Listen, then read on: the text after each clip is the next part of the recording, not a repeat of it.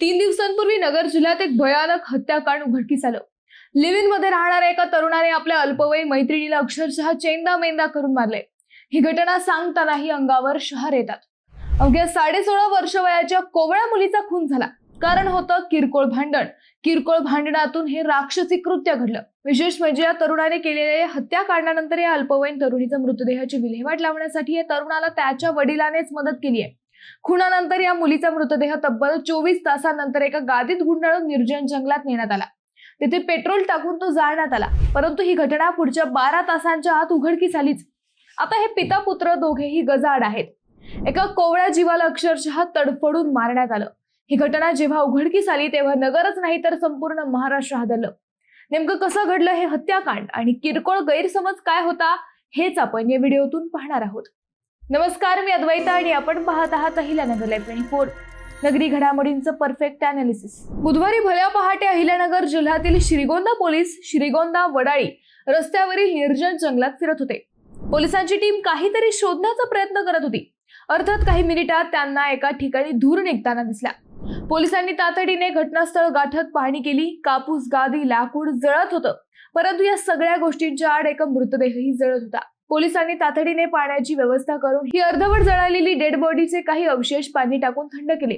तसं पाहिलं तर मृतदेह संपूर्ण जळाला होता, परंतु त्या मृतदेहाची हाडं, कवटी फक्त शिल्लक होती। पोलिसांनी तीच ताब्यात घेतली। आता या सगळ्या प्रकाराचा पंचनामा करून हे अवशेष श्रीगोंदा पोलीस ठाण्यात आणले गेले।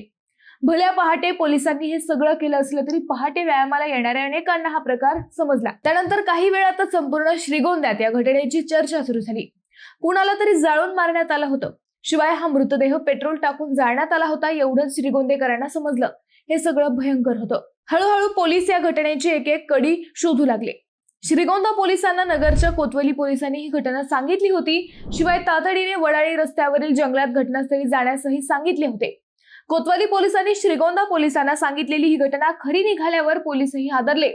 कोतवाली पोलिसांच्या सांगण्यावरून आरोपींचं नावही श्रीगोंदा पोलिसांना सांगण्यात आलं। आता श्रीगोंदा पोलिसांनी तातडीने पावलं उचलली।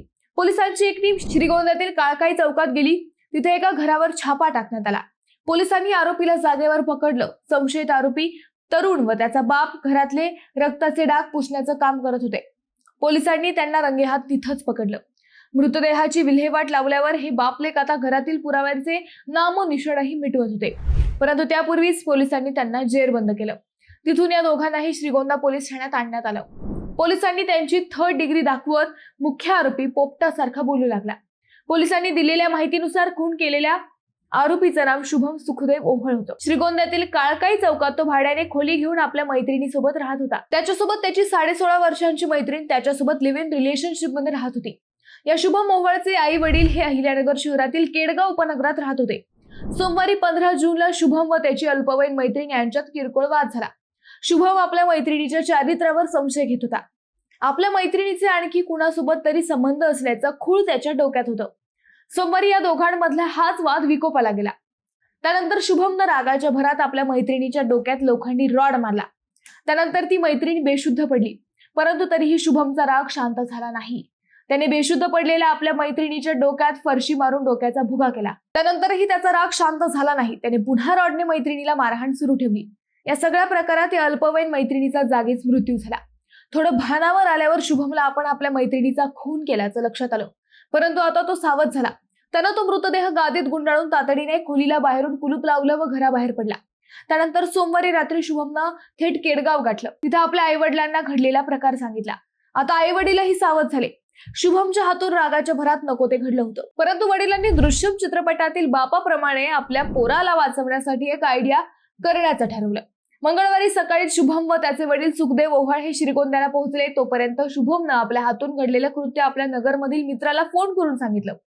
शुभमच्या मित्रालाही शुभमच्या बोलण्यावर विश्वास बसत नव्हता, परंतु शुभमनं त्या मित्राला व्हिडिओ कॉल करून आपल्या मैत्रिणीचा गादीत गुंडाळलेला मृतदेह दाखवला। त्यानंतर मात्र शुभमचा नगरमधील मित्र चांगलाच हादरला। काय करावं हे त्या मित्रालाही समजेना।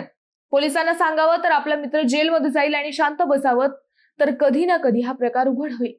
तेव्हा मात्र शुभमने शेवटचा कॉल आपल्याला केला हे समजल्यावर आपल्यालाही जेलमध्ये जावं लागेल असा विचार करून मित्र गांगारला। तोपर्यंत शुभम व त्याचे वडील सुखदेव ओव्हळ यांनी मंगळवारी श्रीगोंद्याच्या आसपासच्या परिसराची पाहणी केली। वडाळी रस्त्यावरील जंगलात रात्री कुणीच नसतं हे त्यांनी पाहिलं. हा एरिया अगदीच निर्मनुष्य असतो. तेथे मृतदेहाची विल्हेवाट लावण्याचा प्लॅन त्यांनी आखला. मंगळवार मध्यरात्री गादीत गुंडाळलेला तो मृतदेह या बाप लेकाने जंगलात नेला. तेथेच काही लाकडे जमवली, 5 रट जमा केली. त्यापूर्वी शुभमनं पेट्रोल पंपावरून 1-2 बाटल्यांमध्ये पेट्रोल आणलं होतं. गादीतील मृतदेह तसाच ठेवून वरून पेट्रोल व लाकूड टाकून रात्री उशिरा हा मृतदेह जाळण्यात आला. निर्मनुष्य ठिकाण असल्यानं मृतदेह जळेपर्यंत ते दोघेही बापलेक तेथेच बसून होते. परंतु एकीकडे नगरमध्ये शुभमचा मित्र मात्र गोंधळलेला होता. त्याने आपल्या मित्राचं कृत्य पोलिसांना सांगण्याचं पक्क केलं. त्यानुसार मंगळवारी रात्री उशिरा हा मित्र कोतवाली पोलिसांकडे गेला. त्याने शुभमने व्हिडिओ कॉलवर दाखवलेली सगळी घटना पोलिसांसमोर कथन केली. घटना गंभीर असल्याने कोतवाली पोलिसांनीही तातडीने श्रीगोंदा पोलिसांना घटनेची माहिती दिली. त्यानुसार बुधवारी पहाटे श्रीगोंदा पोलीस घटनास्थळी पोहोचले होते.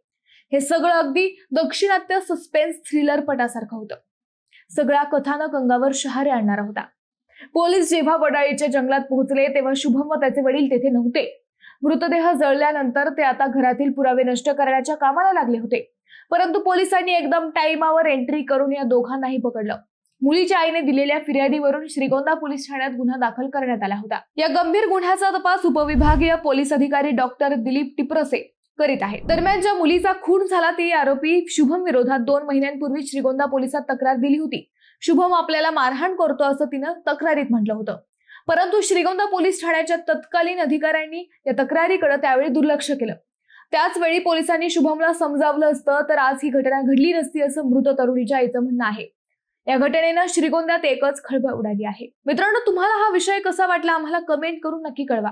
शिवाय व्हिडिओ आवडला असेल तर चॅनलला सबस्क्राईब करून व्हिडिओला लाईक करायला विसरू नका.